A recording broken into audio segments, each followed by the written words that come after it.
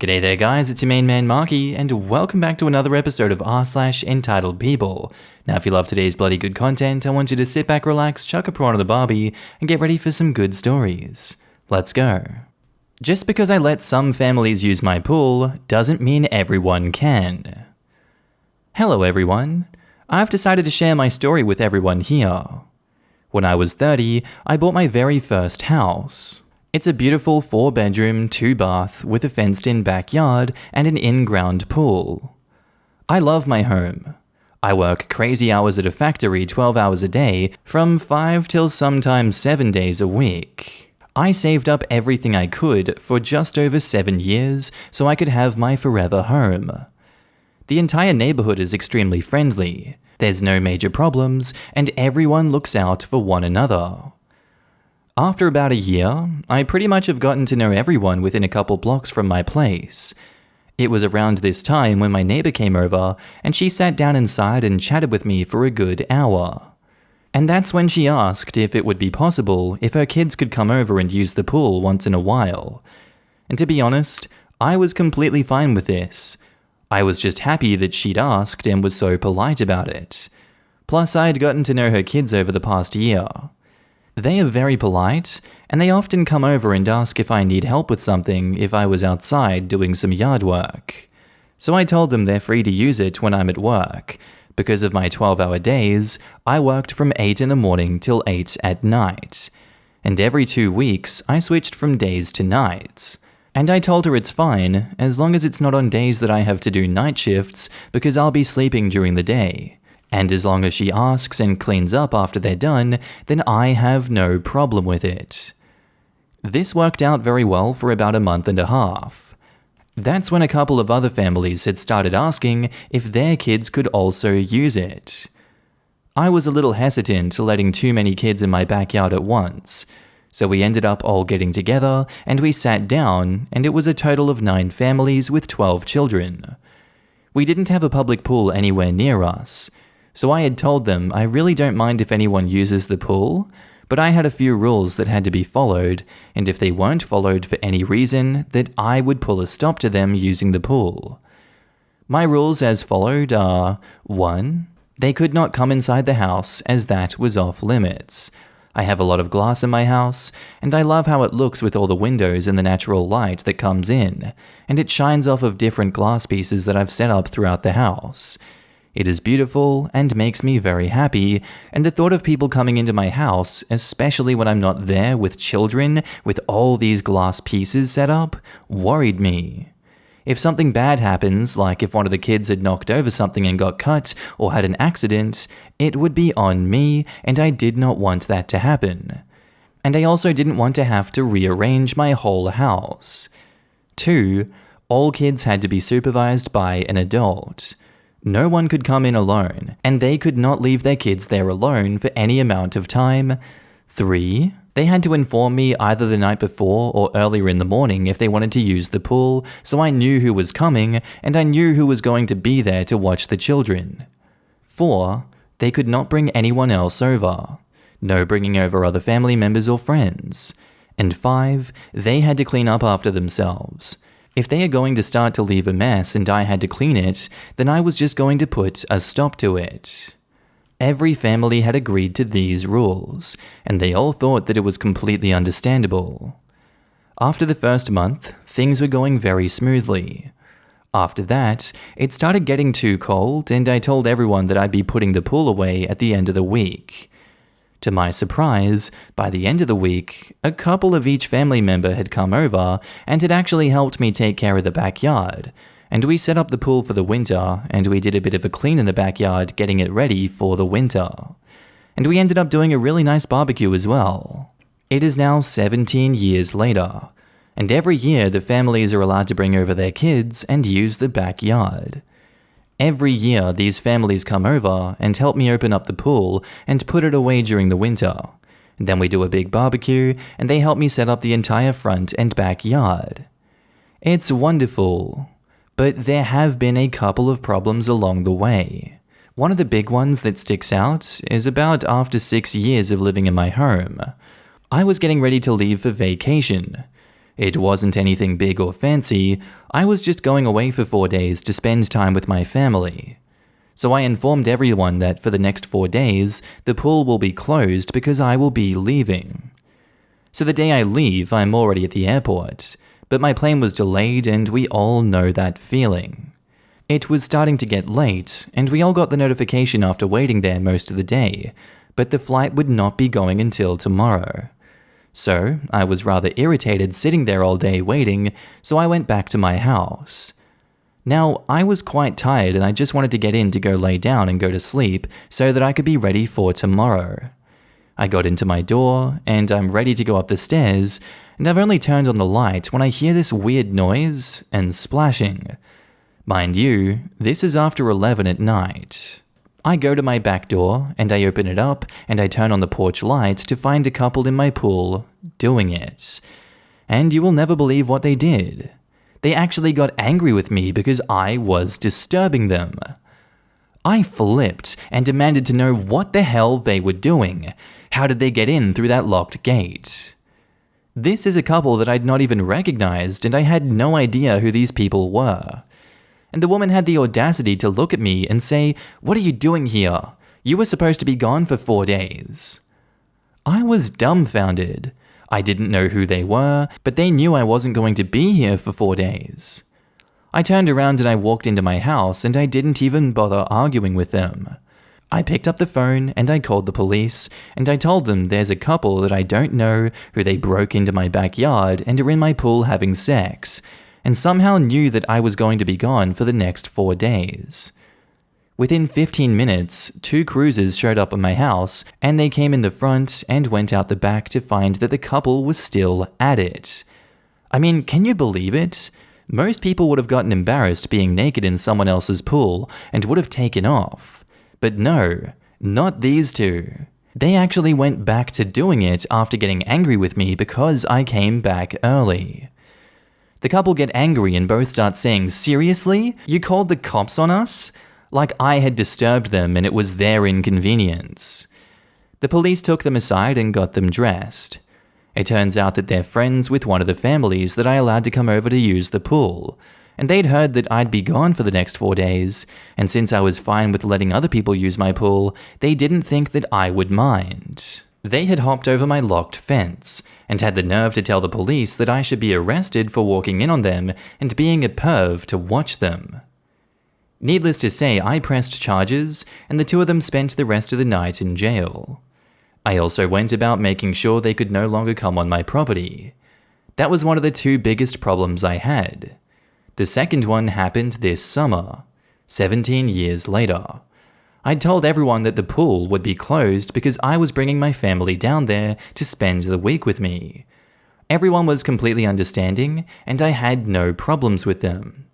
Both my neighbors on the right and the left of me have children, and they've been my neighbors for around 8 years now. They've always watched out in my backyard, and they both have a very clear view on their porch, and they knew that I was going to be leaving on the Sunday to go pick up my family, and that was the day that it was officially closed, and no one was allowed to be in there. I went to the airport and I picked up my family, and I was so happy to see them. I got all their luggage, and we're just driving home. And as I'm pulling into my street, I'm getting closer to my house and I notice cop cars. And I'm thinking, oh no, what happened? I hope everything's alright. And as I'm pulling up to my house, I see all 3 cars are at my house. Now I'm starting to get panicky, thinking, oh my god, what's happened? Is everything alright? I pull in and I'm hearing screaming from a couple of different people, and an officer comes up to me and I ask them what's going on. This is my home. What has happened? The officer asked me for my name and said that he got a call from your neighbor saying someone had broken in, and tells us that the ambulance is on their way. My mum, my dad, my brother and my sister and their 2 kids are all worried and are asking a bunch of questions when this woman comes out of my backyard in a bikini with blood dripping down her arm. She has 4 kids and one of them has blood on their foot. She looks at me and says, "You! This is your house. This is all your fault." I'm completely dumbstruck. So many questions went through my mind. Who is this woman? Who are these children? What were they doing in my backyard? How did they get hurt? 2 cops take her to the side with her kids, and 1 cop takes me to the side. The police then explained to me this woman had jumped over the fence and had her kids jump over too so that they could go swimming in my pool. Apparently she'd heard that anyone could use my pool at any given time.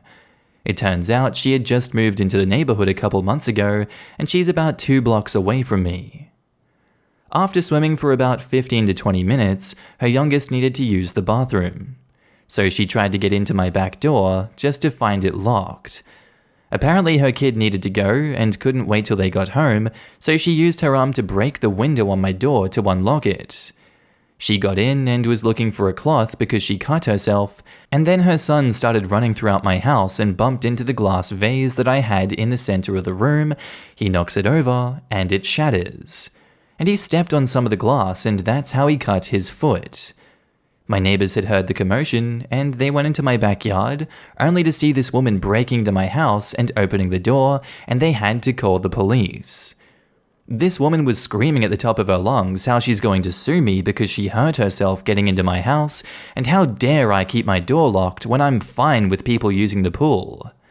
She screams how dare I have glass that would hurt my kid in my house when I allow people to use the pool. I went inside and I saw the damage, and sure enough there was glass shattered all over my living room floor, and there was blood and water all over my house because they'd run all over trying to find the bathroom.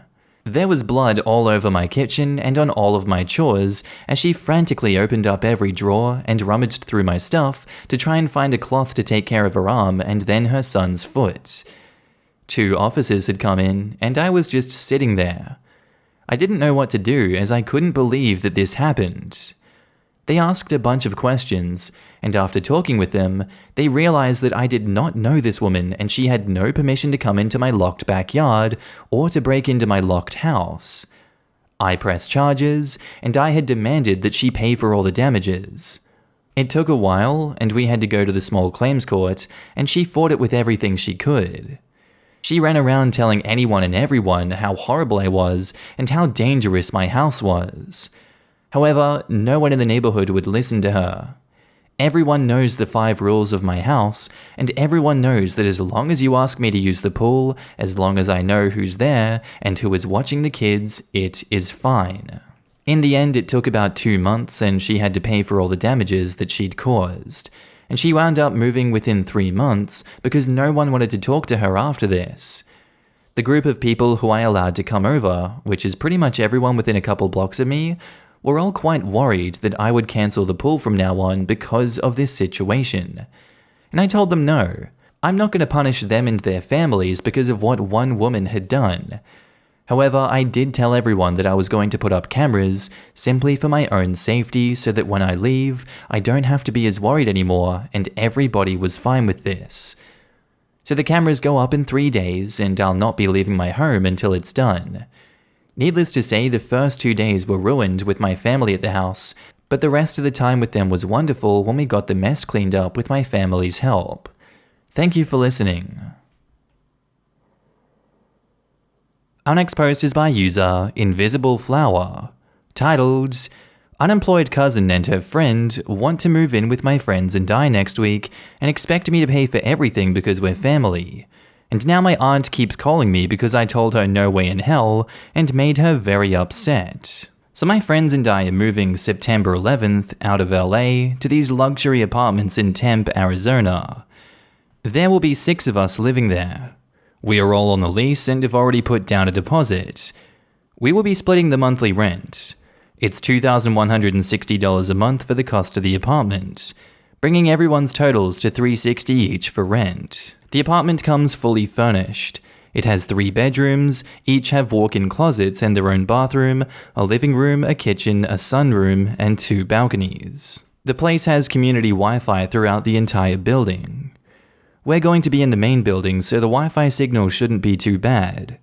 We're not paying for cable, none of us really watch TV. We do have to split the cost of water and electricity, and that's $200, so it's $30 a person. So we each have to pay probably around $400 a month, plus the cost of food, but we can eat cheaply if we want. We are all 20 to 21 years old and girls if that matters. This is what the apartment complex offers for amenities if anyone's curious. Heated infinity pool with a sun deck, hot tub and fire pits, indoor pool and spa, outdoor grilling area and bar, and 3-story fitness center and motion studio, indoor golf simulator, lounge club with coffee bar, 3 clubhouse rooms with TVs, fireplaces, pool tables, board games, Xboxes and Wiis, movie room, business center and 2 meeting rooms, and a surveillanced mailroom.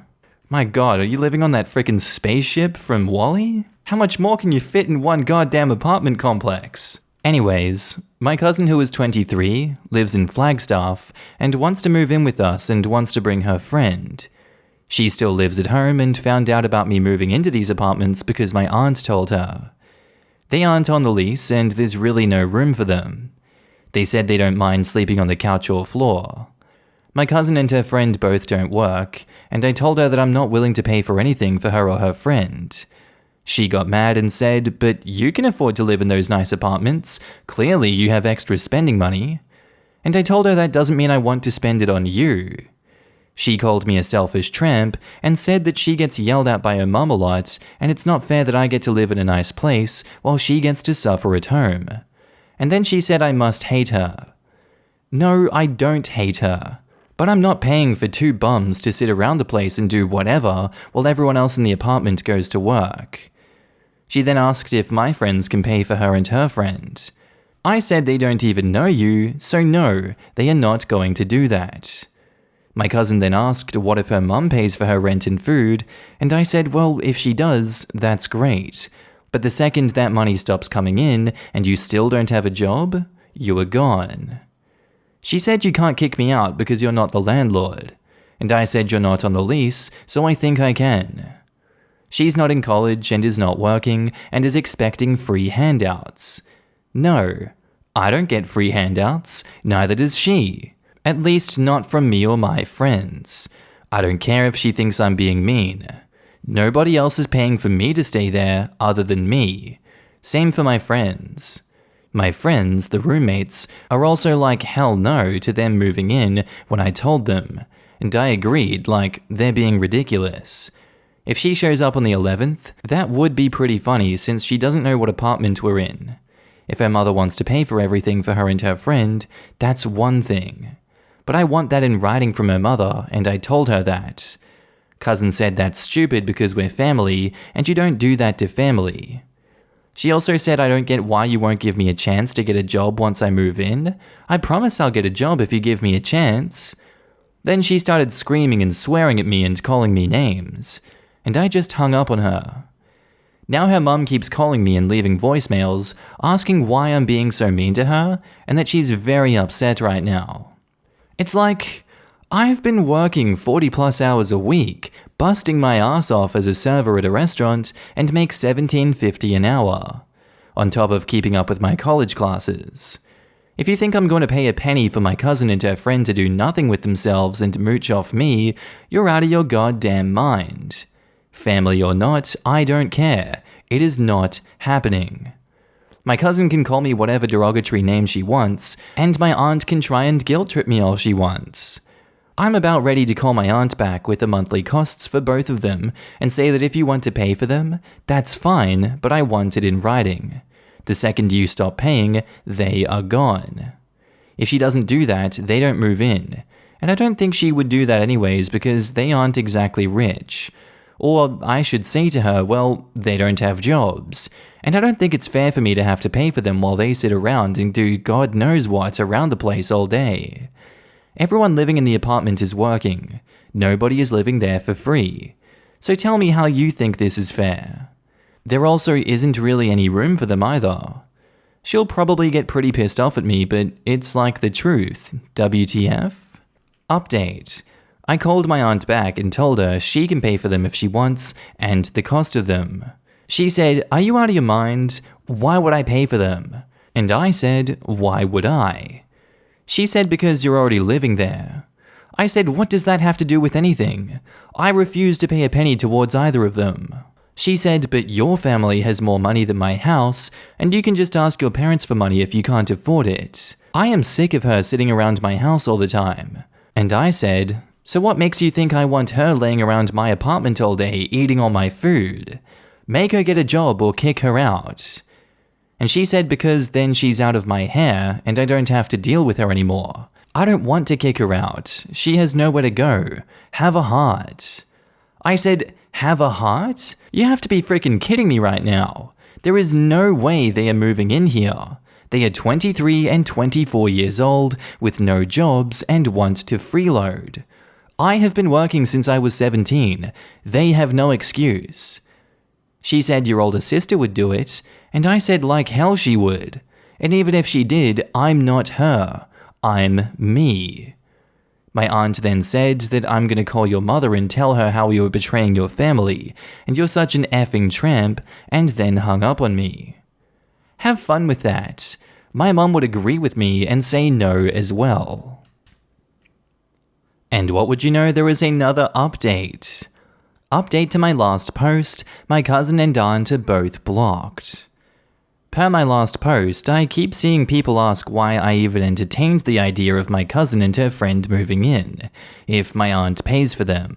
With the cost of those two, and knowing how my aunt can't afford paying for them monthly, knowing those two don't have jobs, I knew it would be an instant no.